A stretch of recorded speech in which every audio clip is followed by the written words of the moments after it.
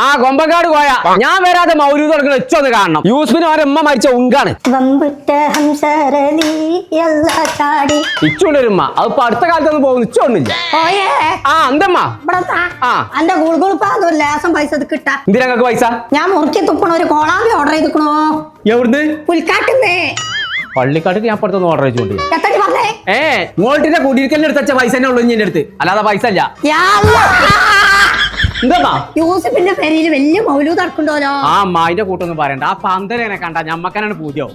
നമ്മോടി വേണം അങ്ങനത്തെ പരിപാടി നടത്തുക. അതിന് എങ്ങനെ പയറ് മണി പോലെ അങ്ങനെ നിൽക്കല്ലേ?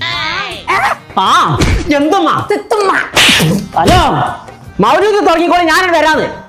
മോൾട്ടിക്ക് സാധനം എടുക്കാൻ പോണ പറഞ്ഞേ.